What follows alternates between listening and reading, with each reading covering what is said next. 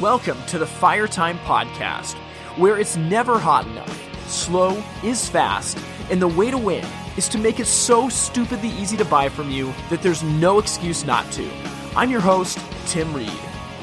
And once again, I'm so excited to be here today. Thank you for listening to the Fire Time Podcast. Now, today's episode is one that I'm really excited about. I cannot wait to introduce you to our guests, Taylor and Zack Estes. These are some folks that I've gotten to know over the last few months, and the topic is more important than ever. So, for a while now, I've been wanting to do an episode on Finances 101. And I know that right now it's like, that sounds like the most boring thing in the world. But the truth is that whether you're a business owner or not, this is something that you have to understand because it's going to make you super, super valuable to whatever company you're a part of down the road. And I think the truth is in our industry, while intellectually we might have a basic understanding of finances, like obviously, a business needs cash to operate. We know what debt is. We understand terms and things like that. The truth is that when it comes to practice, most businesses are lacking. So in today's conversation, what I really wanted to do is lay out a blueprint of, what do we need to understand about finance if we're going to be effective?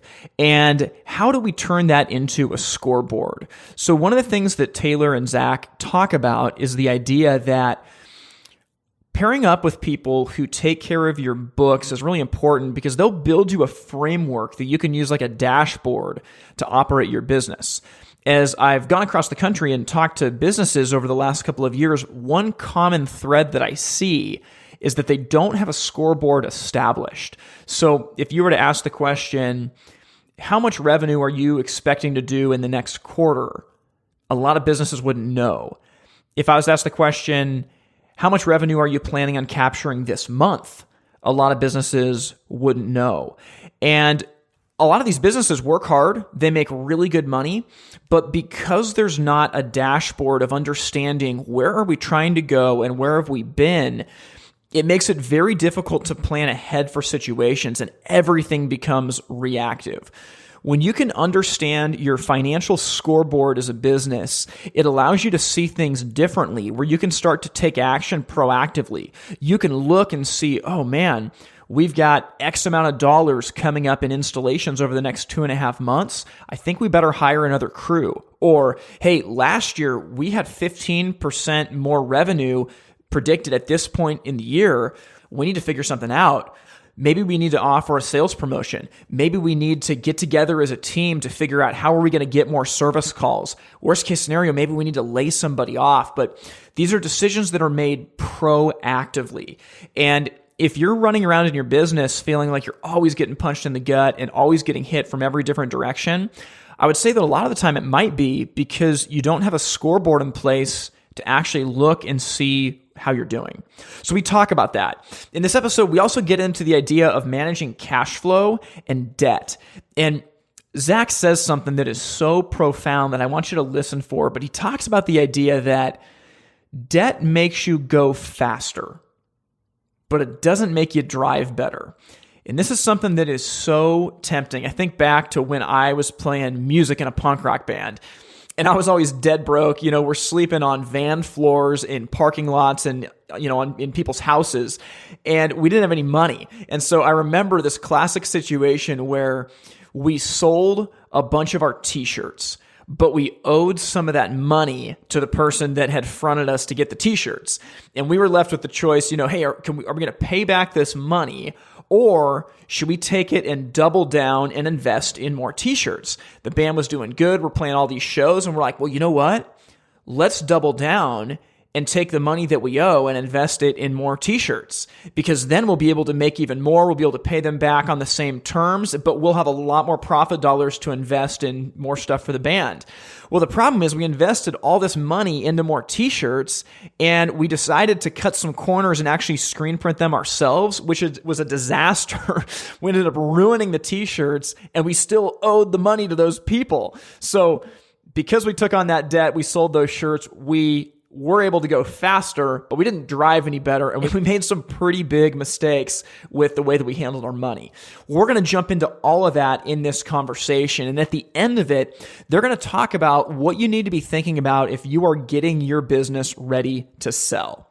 So with that in mind, I can't wait for you to hear this conversation. Zack and Taylor are doing amazing things helping small businesses out with their finances, and I know you're going to get a lot out of this conversation. Joining me from Nashville, Tennessee are the owners of Barncat Financial. I'm joined by Taylor and Zack Estes. How's it going, guys? Hey, Tim. So good. Thanks for having us. Yeah, my pleasure. Taylor, it's good to see you too. Yeah, this is awesome. Thanks for having us. Yeah, my pleasure. Well, I'm excited about this, and I think it's going to be really cool getting to chat with you guys today because, Zack, we connected probably pushing 6-7 months ago now, and it's been awesome getting to know you, but I'm excited about the company that you and Taylor started. So basically, you guys are helping small businesses with their finances, and I want to get to that, but first, I want to tee you up, Taylor. I know that you're the brains of this outfit, and I want to tee you up to ask, why is understanding finances so important for a business owner right now?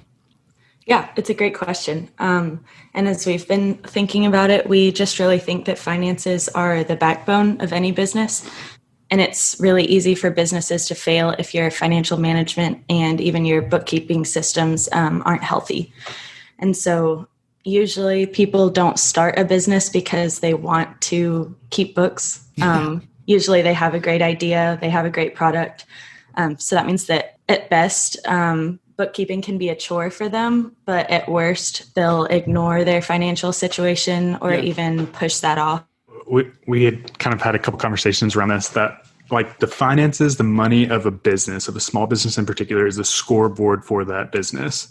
And so, if you're watching a football game play out or a basketball game play out, the people on the floor, on the field aren't sitting there trying to game out what's happening on the scoreboard, but rather trying to get in the tactics of playing that game out, playing the quarter, playing the play, trying to get a first down, trying to get a touchdown.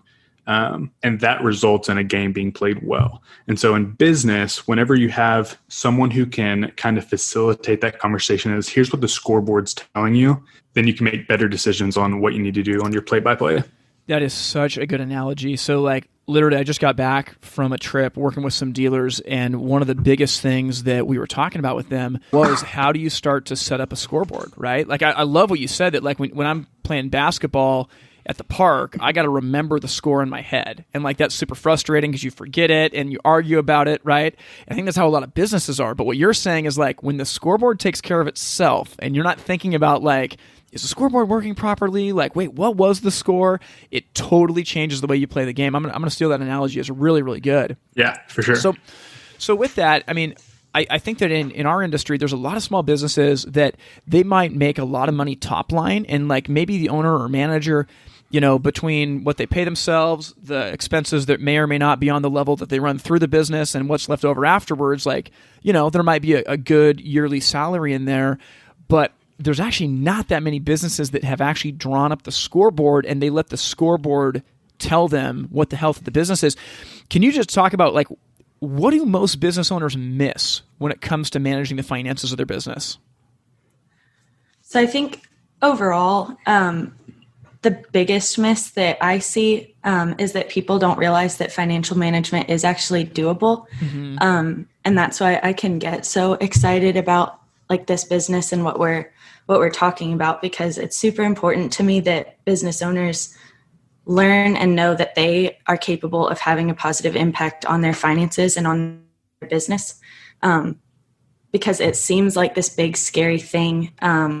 People don't want to put their hands on it. People don't want to sit down and really think about where the business is going financially. But really, if you can run a business, you are capable of managing your money. It's not like business owners aren't smart enough to manage their finances or they aren't able to get this done. But people just get scared and they don't believe in themselves and their ability. And so then that becomes this negative cycle of fear and procrastination, and it just keeps building and building until your finances are this big monster that you don't want to touch. And so we really want to be able to empower people to look at how they're managing their business's finances, understand what's going on, and realize that they can take control and have control. And then practically what people start to miss and what we see is not focusing on cash flow management. So I think that's what you were saying earlier. You know, you have money coming in and going out. And if it works for the most part, you feel like you don't have to take a deeper look at it. But that can start to get sloppy and cause problems down the road. And then even just not thinking ahead about what systems need to be put in place to better manage your finances. So whether that's, again, systems for cash management or even going into like bookkeeping, managing and tracking and storing receipts or invoices, forming a ledger system, and formalizing accounting procedures. Yeah. One of the things that like Taylor really hits on the basics of, from an accounting perspective, the basics of a business's income and pretty much like outgoing expenses. You have something flowing in and you have something flowing out, and then something, you know, if you ask kind of from a financial perspective, why did you ever get into business in the first place? The aspect there of you didn't want a job, you didn't want a salary, you wanted some sort of financial freedom. Yeah. And so from an accounting perspective, that income versus expenses, that's an ROI basic like equation. And so so knowing what your income is, knowing what your top line is, knowing what your expenses are, and then also knowing what the ratio of those two things are. So some sort of metric that gives you a health score, so to speak. So profit per team member, or profit per payroll, or revenue per expense. And if that's 1-1, well, then you have no profit, right? Yeah. Like if everything's incoming and everything's outgoing, why are you running a business? Like it starts to get into, is this worth your time? Is it a passion project, or are you wanting to run a business that grows beyond yourself? That's really good. I mean, I've just found that many businesses in our industry, they don't have a clear scoreboard. And it's not always that they manage their business by just the balance in their checking account, but very often if you're so caught in the day-to-day that you don't have like a tight inventory system, you don't have, just like you said, like if I have service technicians, like what's my profit per hour that they work, right? What's my average revenue per job call? What's my average cost per job call? Like these are things that I know listening to this, it can sound intimidating, like, oh my gosh, like where do I even start? But I love, Taylor, like you said, that this is actually possible, that like it is possible to get your finances in a place to where you build the scoreboard and you make it to where it starts to keep track of itself. And like building it is tough because you got to figure out all these things. But like once you do, that's when you can actually start to make this business work for you, right? Yeah, we love that.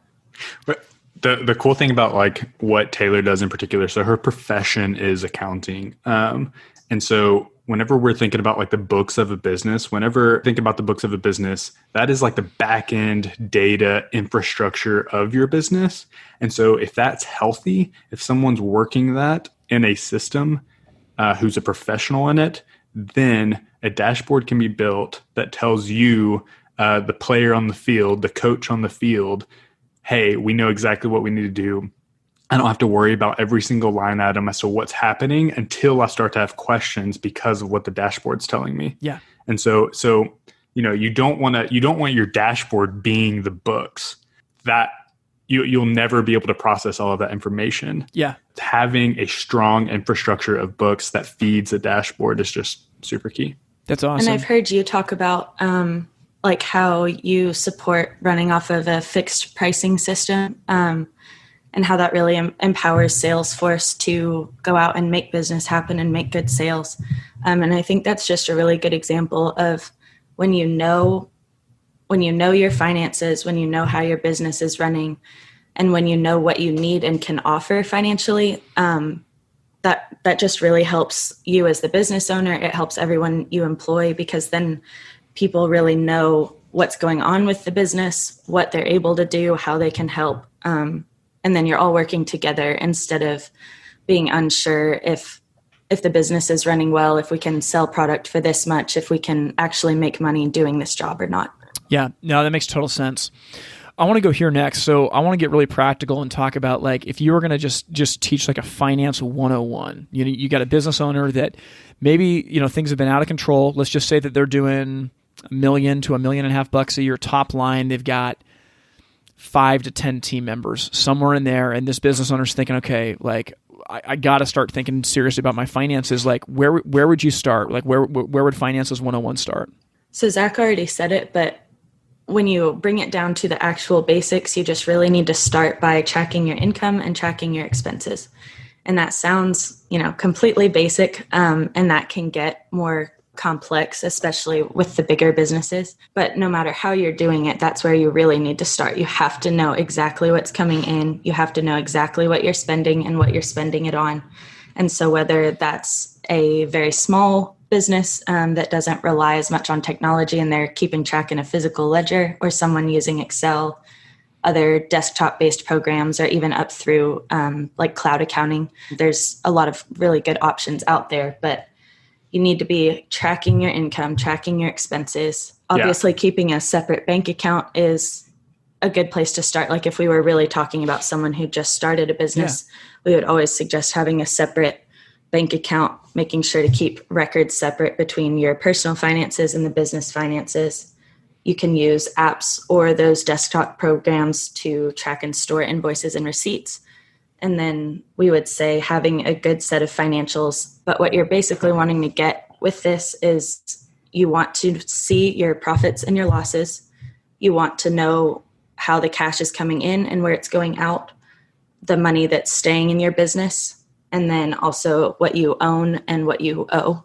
So assets and liabilities, but that's basically just telling you what does my business own and then what do we owe other people. Yeah, that's super good. Whenever I hear coming from Taylor, if we zoom out 30,000 feet, what she's saying is that we need to understand what current state is. Where are we? What is the financial health of this business as it is in the past X number of months or maybe even years? You want to end up setting a goal at some point, like where are we going? Why are we doing this, right? Yeah.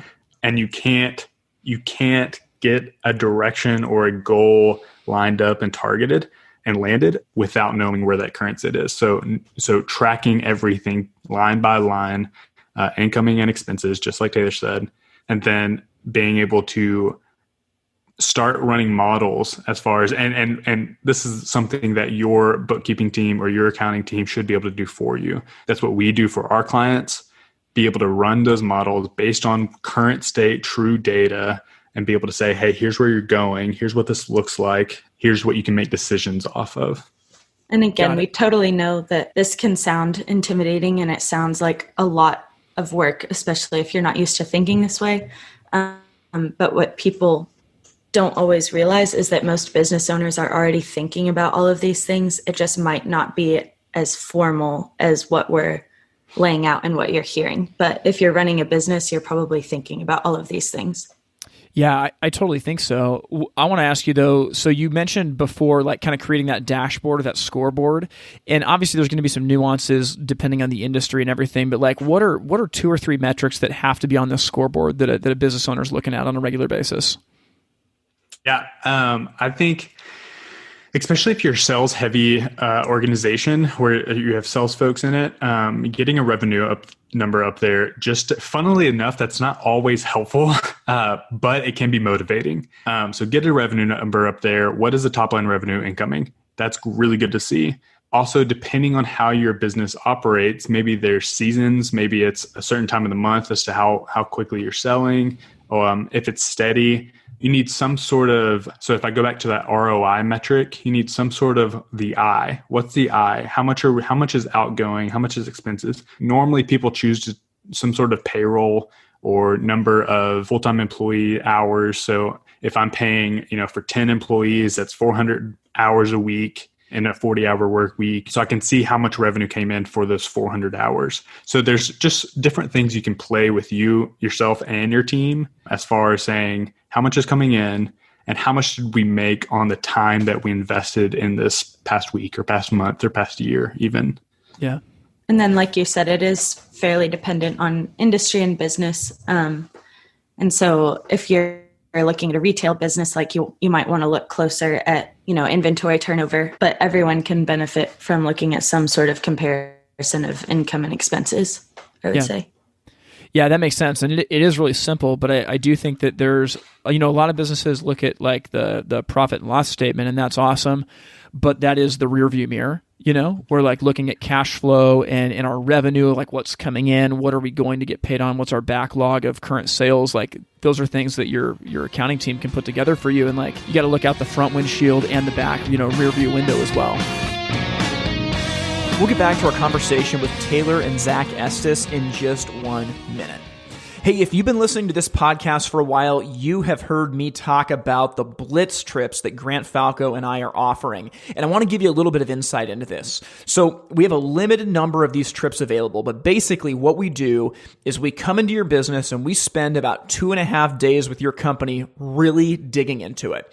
What we do the first night when we fly in is we spend the evening with you and your management team to really work on how does your company function. We draw out the organizational chart. We identify pain points, and at a high level, we start to talk about how can we arrange these pieces to work more effectively together.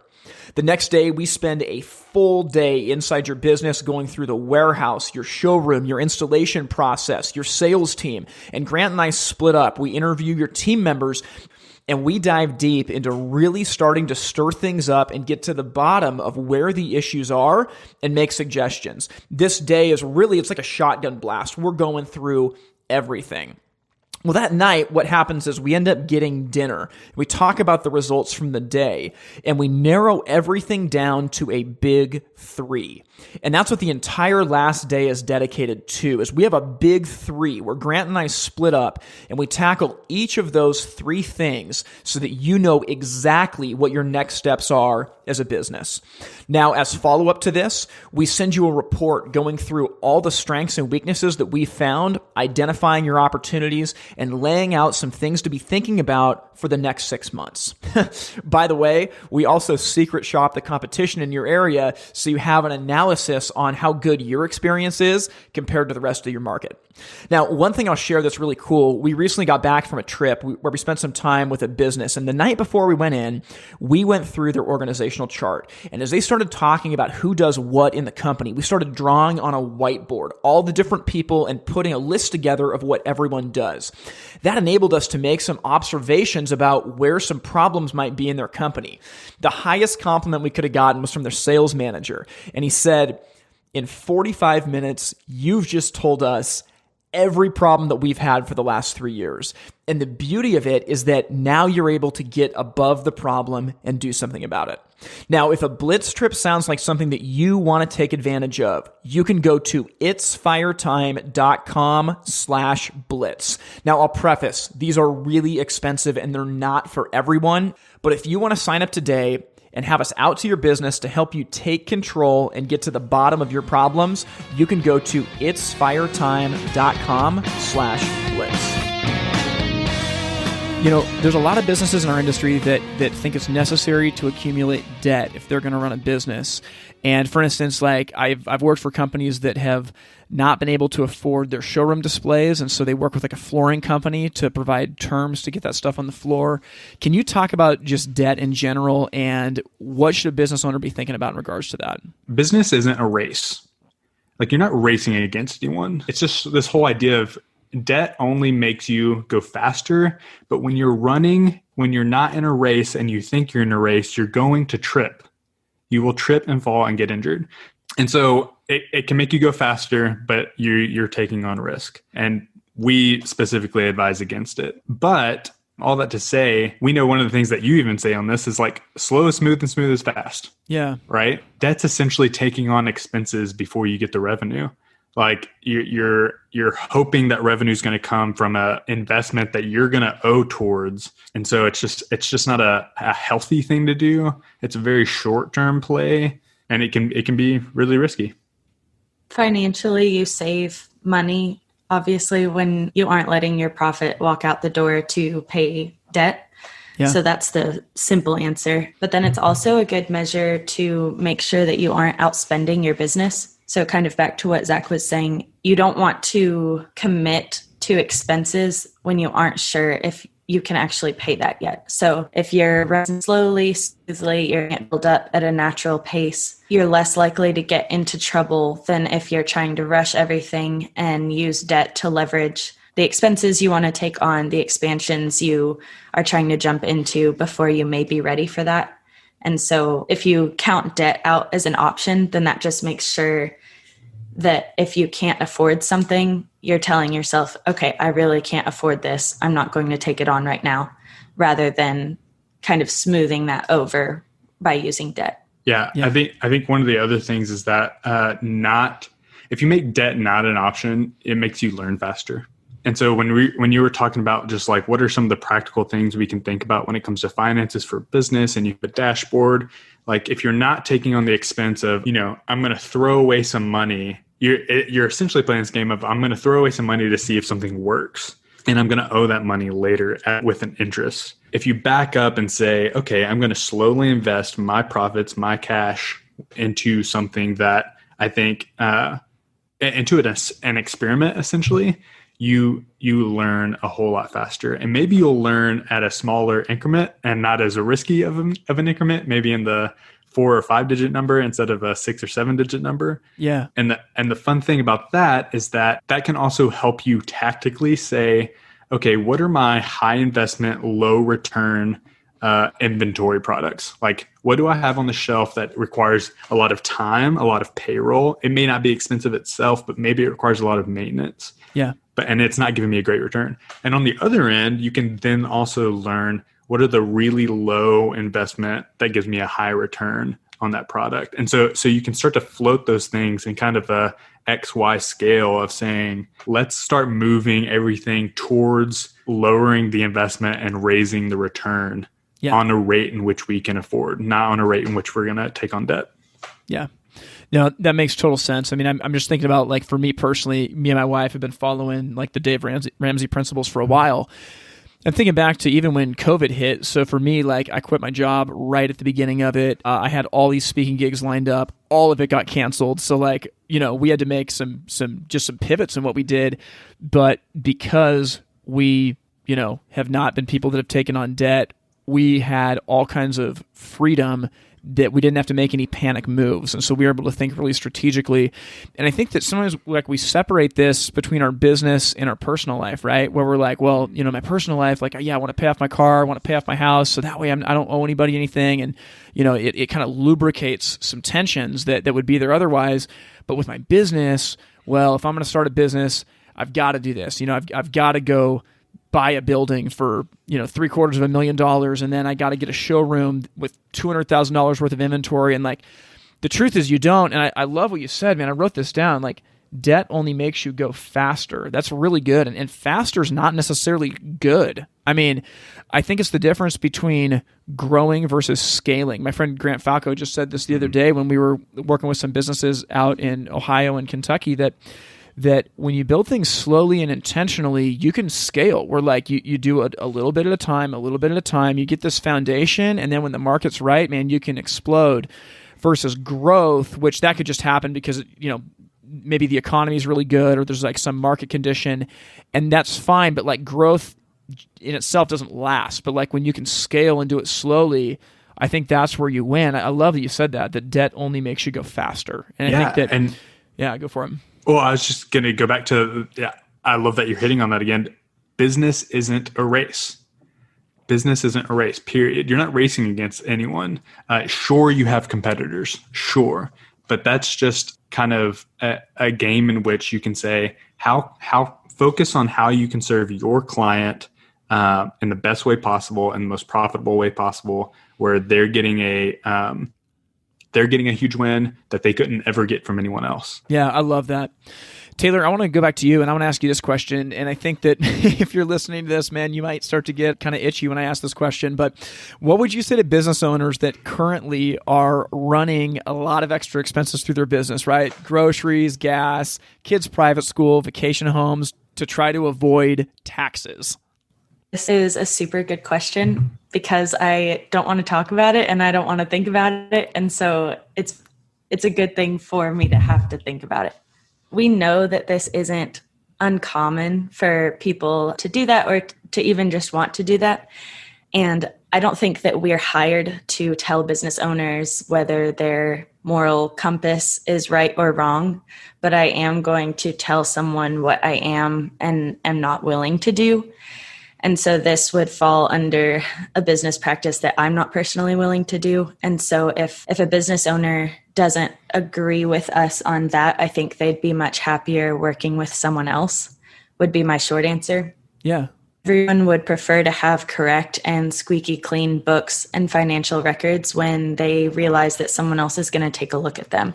Yeah. So whether that's an audit, the IRS comes in and wants to see your records, or even if down the line you want to sell the business or bring in another partner, anything like that, you're not the only person that's going to see your records and your financial history. And so when shady things start coming out, or when the books are a little iffy here and there, like, was this really a business expense? Was it not?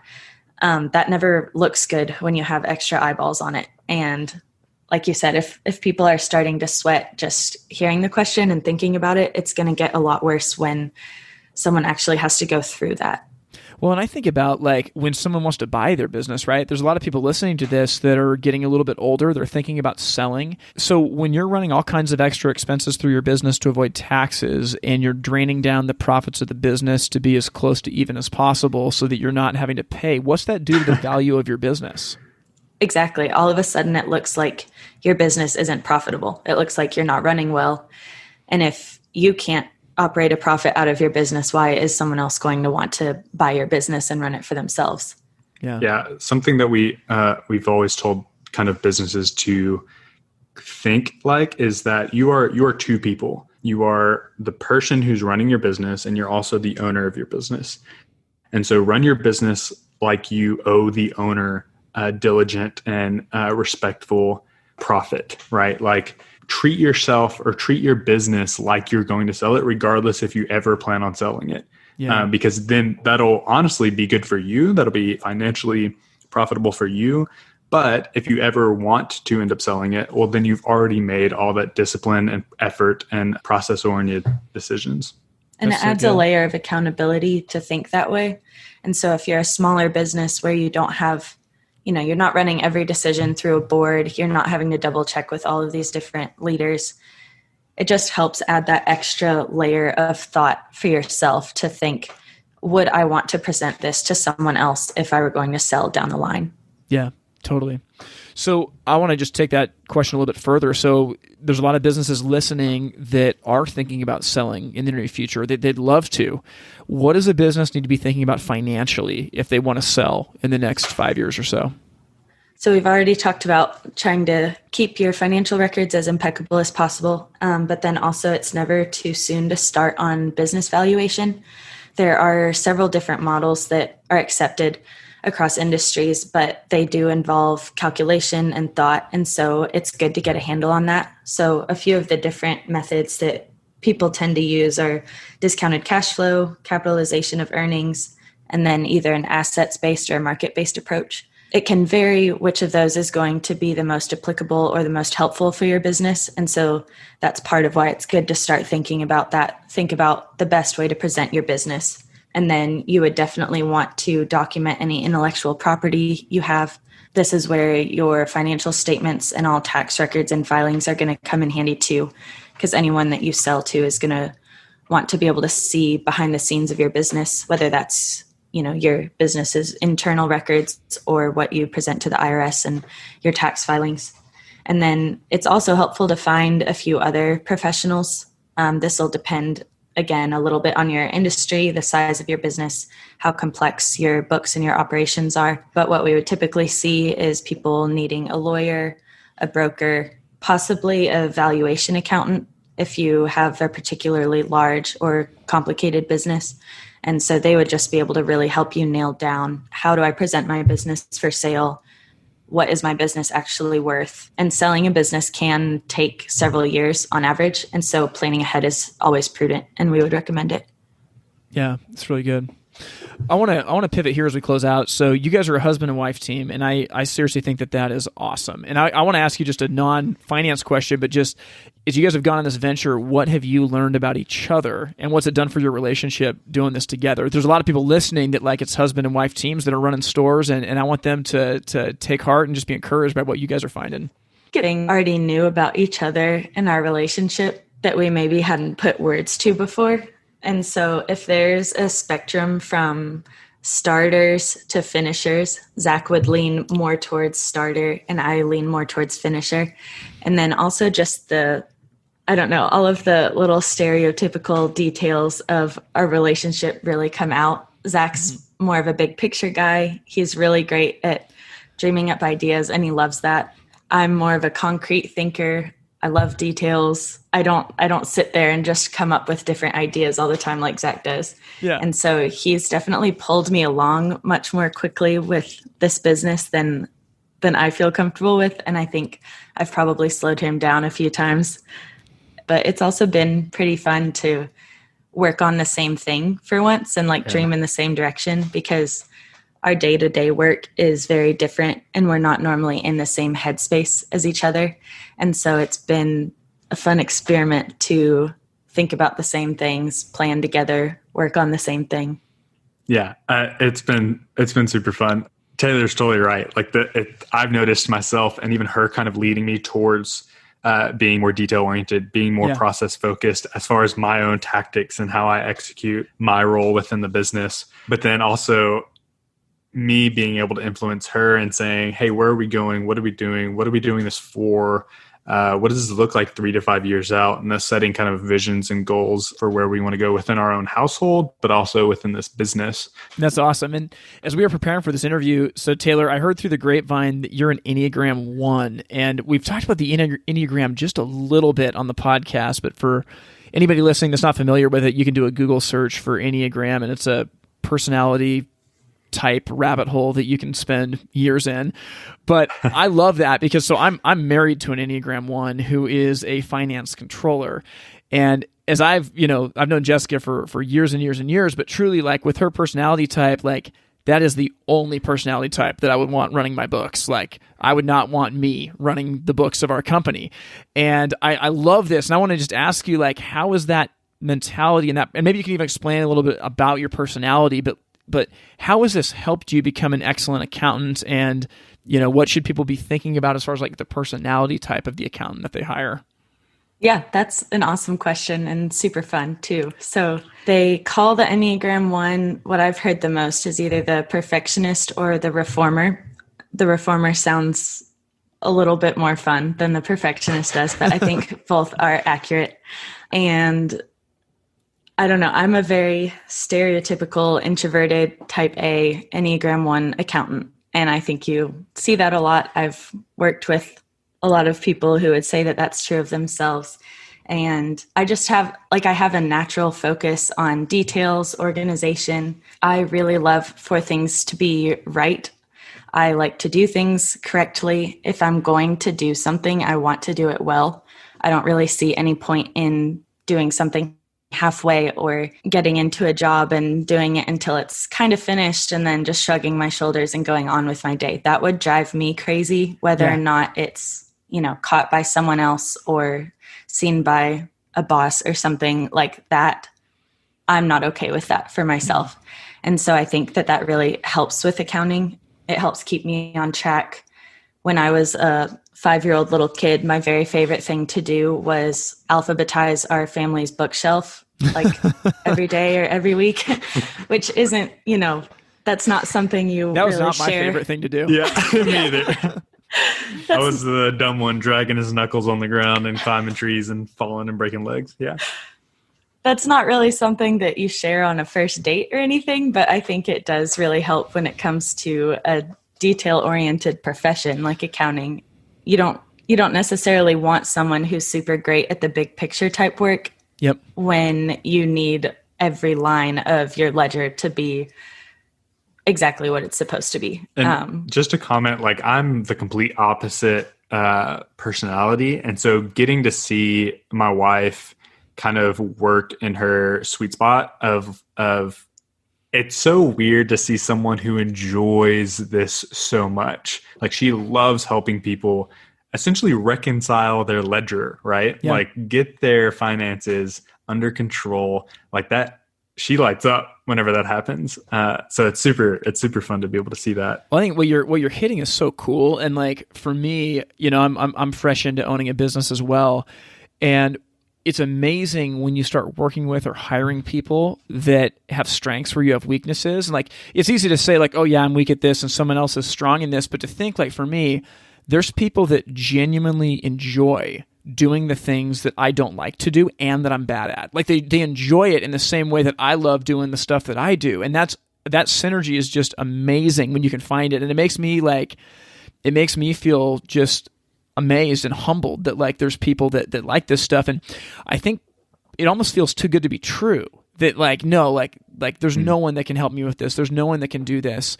And I think that, yeah, it's really cool to hear that, Taylor, because I think that your personality type is geared perfectly for this. And, for a lot of people that maybe they don't have a full-time accountant employed, maybe they use a bookkeeper that loves to go skydiving on the weekends and, plays fast and loose in their personal life. And that's the approach they take to your books. Like, it's not what you want. Like you want your accountant to be somebody that has an eye for the details and that's extremely trustworthy. I know that's something that comes with being an Enneagram 1, but it's really important because the truth is that you are trusting them with the health of your business, and that can't be done lightly. Yeah. And integrity. I think integrity plays a big part there. Yeah. Being able to say, here's the honest current state actually, and here's what we can do about it. And it's not, when I think about Taylor in particular, but also just how we operate at Barncat, that integrity factor is kind of our core value, really. It's one of our core values as to something that we hold on to, because people, there are different types of business owners. And if you're not the CFO type of business owner, then you're probably not worried about your finances as much as that type of person would be. And so like having a partner who has the utmost integrity about your finances is extremely important. Yeah, that's awesome. Well, I want to just ask you guys as we round out here, so what services do you offer specifically for small businesses, and how can people get in touch with you? We offer a range of services starting with bookkeeping and then going up through virtual CFO services. So that can start with tracking income and expenses. That's basically what we would say bookkeeping is if you really drill it down. And then we can add AP, AR, payroll services as needed. And then that would go up through providing financial oversight and management, and then also planning and forecasting. So we would say that bookkeeping is more taking a look at the present or even the past state of the business. And then a virtual CFO is looking more at the future of the business, planning, forecasting, and also can zoom back out and look a bit more at the bigger picture. So you're not just dialed in on an income line and an expense line, but you're also really helping the business owner plan for the financial future of their business. Yeah. And then just as far as reaching out to us, just being able to go to barncatfinancial.com and you can schedule a discovery call with us. Well, I love it, guys. And I mean, everything you've been talking about here, like a business could call you up and you could literally start to help them build the scoreboard. Like that's unbelievable. Totally. I mean, it sounds simple, but like you don't have to do this alone. Like you can partner with somebody and they can build you the scoreboard. And I know for me, like I'll just tell a little story here to end it. But, before I got married, like I was a wreck financially. I was playing guitar in a punk rock band and I made decent money, but I was spending it like it was going out of style. And so I get married, by God's grace, to this accountant. And all of a sudden, like my life changes. And if you would have asked me, 10, 15 years ago, like, is it possible to be secure in your finances? I would have said, no way. Like, no way. I mean, like, everybody's broke. Like, this is just the way that life is. And I'll tell you, like, it didn't happen overnight, but man, like, you start making small steps in the right direction. Like, dude, life starts to change. Yeah. And I'll say for anybody listening to this, it might seem like this is so far out of reach. Like, oh yeah, they're talking about a scoreboard. It's not possible. I'm always just trying to like figure out how to make payroll next month. Like, no. Like if you start doing the right things now, bit by bit by bit by bit, and you look back like 2, 3, 4 years from now, like, man, you are going to be running a different company and living a different life. Yeah, that's so fun. It's that pumps me up. You even just saying that for sure. Both Taylor and I get really excited. It's extremely motivating. You're exactly right. Like if you think about cleaning out your closet, like it's so annoying. It's super frustrating. You got to take it out, lay it all out, say what the current state is. But then once you actually do the hard work and say, okay, what if I get a partner with me? Be able to say, let's really organize it for where you're going and what your future is and where you want to go. It gets extremely motivating and you can just move a whole lot faster. Awesome. Well, hey, you guys brought a ton of value, and I'm super stoked that you're here. Thanks a ton for coming on the podcast.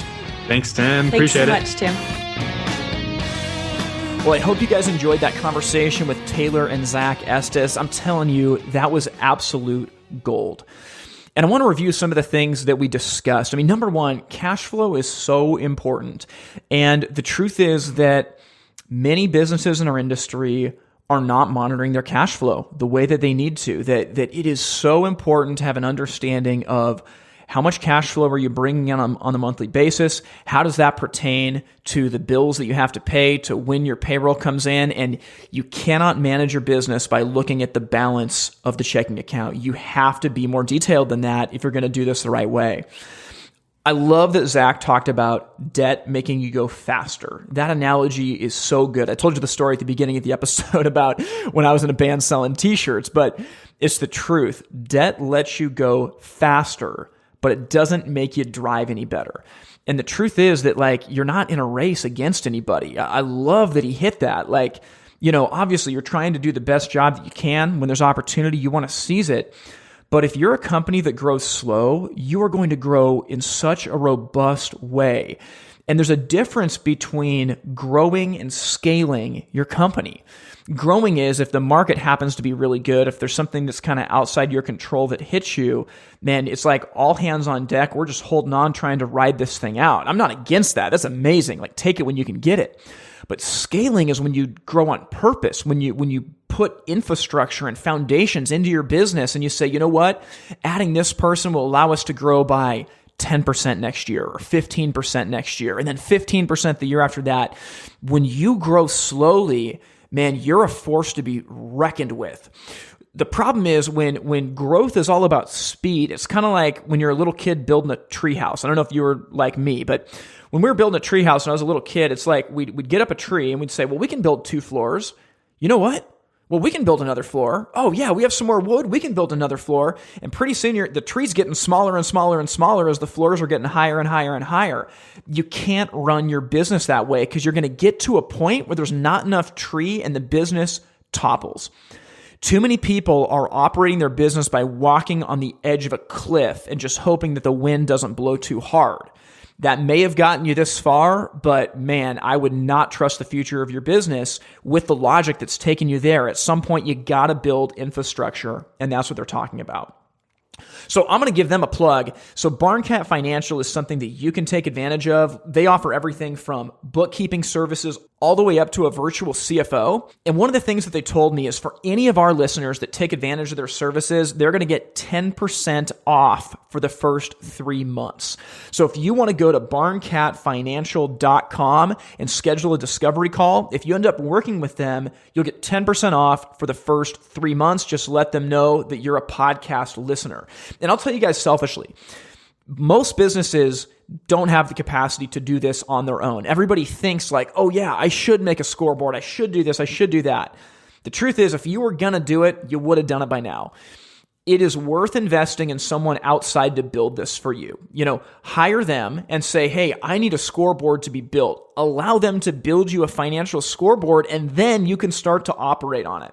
So it's really simple. You can go to barncatfinancial.com, and I hope that regardless of what you decide to do, this gave you insight into what to look for in an accountant.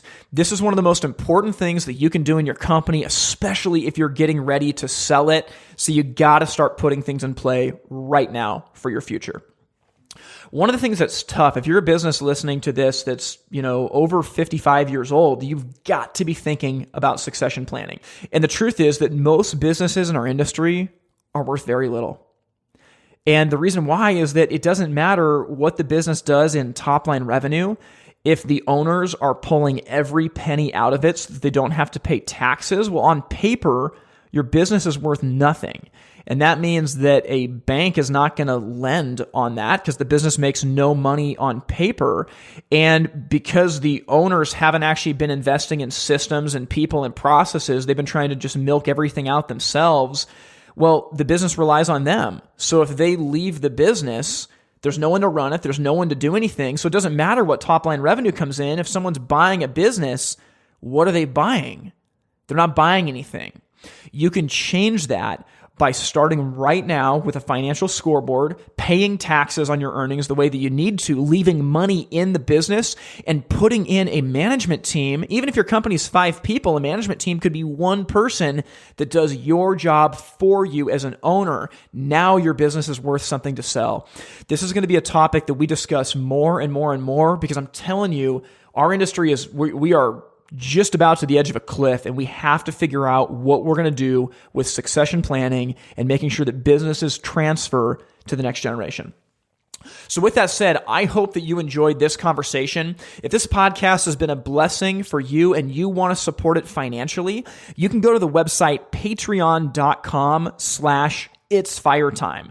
That's patreon.com/It's Fire Time, and you can contribute whatever you would like monthly. We are so thankful for the people and companies that are helping support this podcast. I'm going to shout out Napoleon again. They're a company that believes in this content. They're doing amazing things with their innovation and product development, but they're also supporting efforts like this to grow our industry. So thank you for that. My hope for you guys is that this season so far has been a blessing for you and that personally it's making you change the way that you think and operate. So with that, I hope you guys have an amazing rest of the week. Be a blessing to the people that you serve, and we'll see you next time. Thank you for listening to the Fire Time Podcast. To learn more, visit the website itsfiretime.com. Music from this episode was written and recorded by In Bloom out of Portland, Oregon. We thank you for listening to the Fire Time Podcast, where it's never hot enough, slow is fast, and the way to win is to make it so stupidly easy to buy from you that there's no excuse not to. We'll see you next time. All in to burn.